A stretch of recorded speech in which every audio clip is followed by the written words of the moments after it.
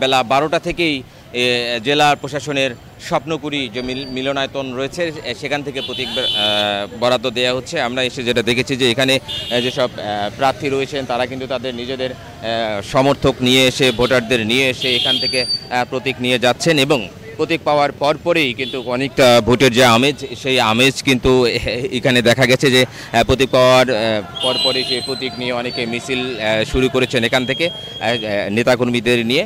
আমরা এখানে এসে যেটা দেখেছি যে আজকের কুড়িগ্রাম সদর, রাজারহাট এবং উলিপুর এই 3 উপজেলার কিন্তু প্রতীক বরাদ্দ করা হচ্ছে। আজকে নির্বাচন অফিস সূত্রে যেটা জানিয়েছি যে এই যে 3টি উপজেলা রয়েছে, এই 3টি উপজেলার মধ্যে রাজারহাট উপজেলা কিন্তু চেয়ারম্যান পদে প্রতিদ্বন্দ্বিতা করছেন 4 জন, ভাইস চেয়ারম্যান পদে রয়েছেন 4 জন এবং মহিলা ভাইস চেয়ারম্যান পদেও কিন্তু রয়েছেন 4 জন।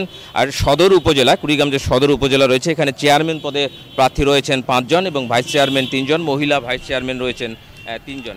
একই সাথে পাশে যে উলিপুর উপজেলা রয়েছে, এই উলিপুর উপজেলা কিন্তু চেয়ারম্যান পদে 5 জন আজকে প্রতীক পেয়েছেন, ভাইস চেয়ারম্যান পদে পেয়েছেন 2 জন এবং মহিলা ভাইস চেয়ারম্যান পদে এখানে প্রতিদ্বন্দ্বিতা করছেন 3 জন প্রার্থী। সব মিলিয়ে যে এই বিশেষ করে যে প্রথম ধাপের যে নির্বাচন আগামী 8ই মে অনুষ্ঠিত হবে এই জেলার রৌমারী, রাজীপুর এবং চিলমারী উপজেলা, সেখানে কিন্তু ভোট অনেকটা জমজমাট হয়ে পড়েছে।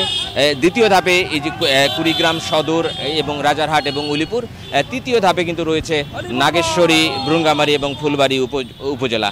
তো এবারে যেটা দেখা যাচ্ছে অন্যান্য ভোটের তুলনায় এবার এই উপজেলা যে নির্বাচন, এই নির্বাচনে বেশ সাড়া পাওয়া যাচ্ছে। এখানকার ভোটার যারা রয়েছেন, প্রার্থীরা যারা রয়েছেন, তারা কিন্তু অনেকটা মাঠ সরগরম করে চলেছেন।